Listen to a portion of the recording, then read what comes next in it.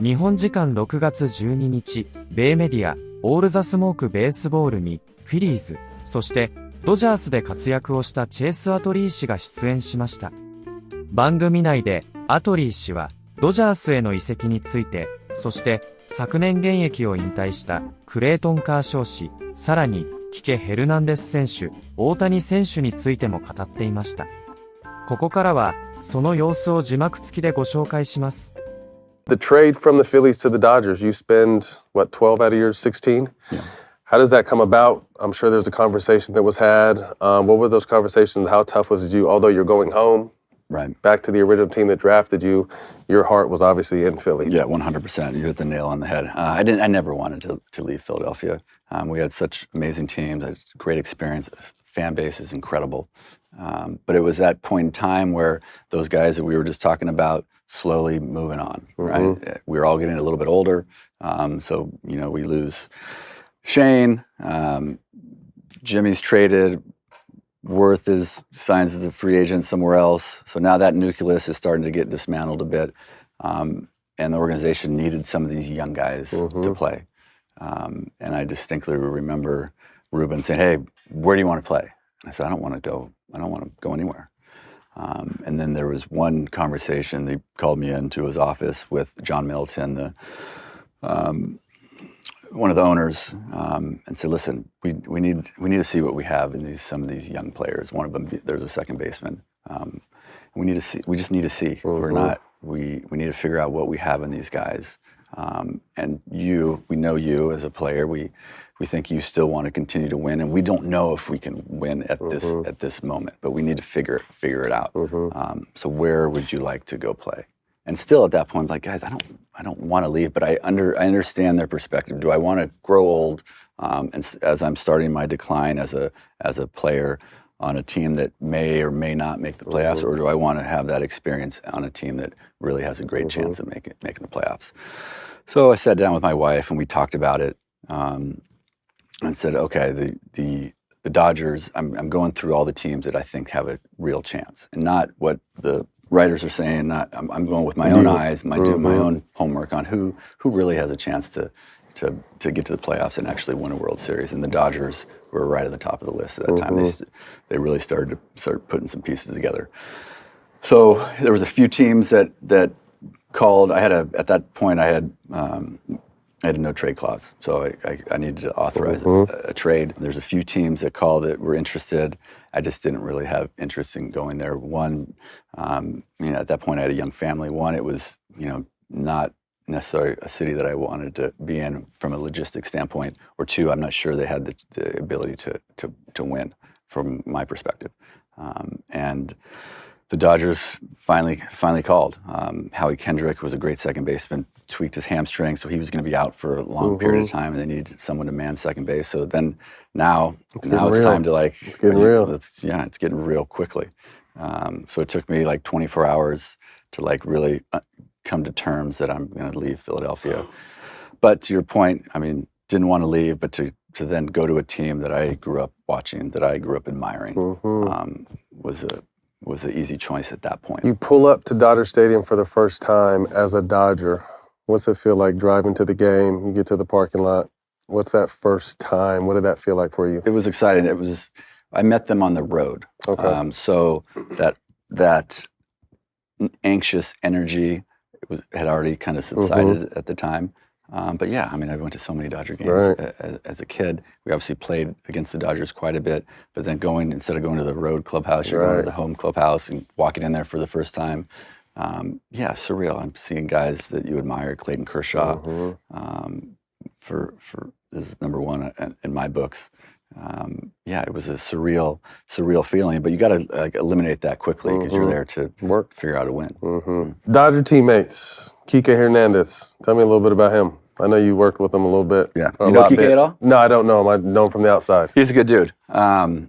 So going back, as I was the elder statesman on the Dodgers, Kike was a young player, super talented player. Didn't really know how to go about it at that particular time. Obviously, you could see the talent, but he was kind of all over the place. And he was actually, I don't know if this was advice from someone in his camp, but he essentially started just tailing me around, following me around, whether it was in the weight room, whether it was in the video room, and he was just trying to absorb as much as he could. And he's such a character, a ton of energy, a great guy for any clubhouse. And the fact that he's a super talented player that can play any position, he's even more valuable that way. So yeah, good dude, great dude, someone that I'll forever be friends with. And now he's a young father, still having success, still with the Dodgers, and they bring him around because of his intangibles, which I mentioned. Clayton Kershaw, one of the greats. One of the greats. No, there's no doubt about it. Obviously admired him as an opposing player. Faced him, I think I faced him in his first start or early in his career, and he evolved quite a bit from that first day till what he eventually turned into. So I distinctly remember going to Dodger Stadium. This wasn't the first start, but this is maybe a couple years later, and walking. They've changed it now, but back in the day, you essentially had to walk right next to the home clubhouse to get to their batting cage. And you essentially walk by their clubhouse next to their weight room, which was awkward, into this shitty little batting cage out in left field. And I saw him there. He was in a mirror, and he was just doing his wind up over and over and over again. I went out down. He was doing it. Spent 20, 25 minutes in the cage. Come back, he's still doing it. And that's when a light bulb went off with me. I'm like, oh my God, this guy's no joke. He's taking it to another level of the intensity that he's putting in. And the success, man, the confidence, the work ethic. Then when I came over here, I got to see it firsthand, and it was no joke. Like, he's there early. He's grinding in the weight room. He's very meticulous on his schedule. Between starts, you know exactly where he's going to be at certain times. You knew kind of to stay away from him the days he was starting. I remember one day early on, went to the training room to do something, and I sit on this table, and one of the trainers comes up and he goes, "Hey, just so you know, you need to get off this table in about 3 minutes, because that's when Clayton's coming in to do whatever he does before the game." So I immediately got out of his way. But that was, I had a lot of respect for how he went about it. Right. And there's a reason he had so much success in his career. You got any questions? This is the biggest Dodger fan in the world, right? You want to ask Chase anything? What do you got? My question is just centered around Shohei, really. I'm sure you've seen a lot of great baseball players. Growing up in your professional career, what are you seeing? Is he the best baseball player you've ever seen in your life? Yeah, Shohei Ohtani. It's hard to even know where to begin with a guy like him. First off, you look from an offensive perspective.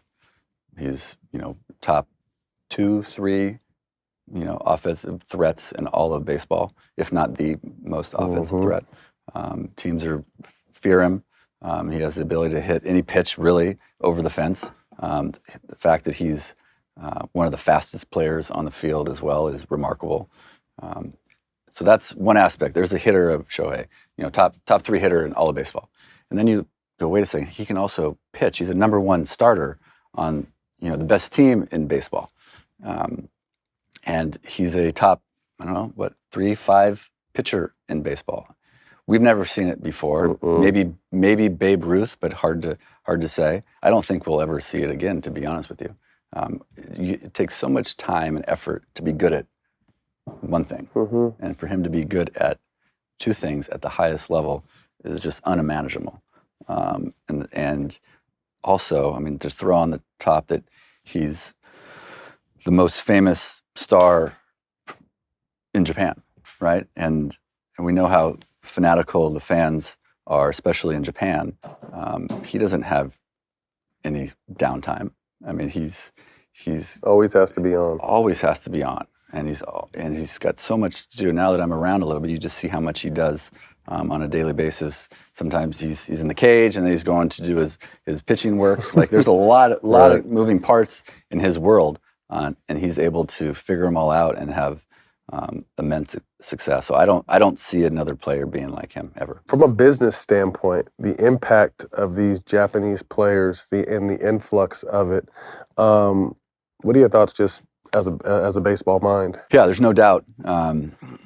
There's some pretty talented players coming out of Japan, and that's obviously we were actually just in Tokyo a few weeks ago on a family trip, which was you spend any time over there? I've never been there. It's great. You got Is it? Yeah, it's great. Super clean, so fun, just very interesting, and I would definitely recommend it. But it's a big country, big baseball culture. It's been going on for a long time.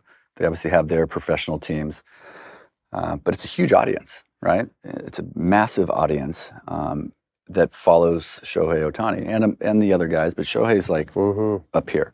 And he's on, when you go there, you see he's on every billboard, he's on every bus, he's on it. His marketing team's doing a pretty good job. He's everywhere over there. He's the biggest star by far over there. I would say he's like Michael Jordan and Michael Jackson at their highest. He's wrapped up into one dude, which is pretty remarkable. Impressive. So, with that said, it's creating a lot more opportunities, and obviously him wearing a Dodger uniform is helpful for the Dodgers. Our time when we were in Europe, in London, I mean, the whole goal there was to just kind of slowly expand the sport in other areas. Obviously, Japan, already a huge baseball culture. Latin America, huge baseball culture. But once you kind of go that side of the Atlantic, not so much. So just trying to get another footprint over there. NFL's been doing it for a long time, and they've had some success. The NBA, as you know, are really starting to spend some money over there. And Major League Baseball wants to do the same. いかがでしたでしょうか。このチャンネルでは日本人メジャーリーガーなどを中心に野球情報をお届けしています。この動画が良かったら高評価、チャンネル登録をよろしくお願いいたします。今回も最後までご覧いただきありがとうございました。それではまた次の動画でお会いしましょう。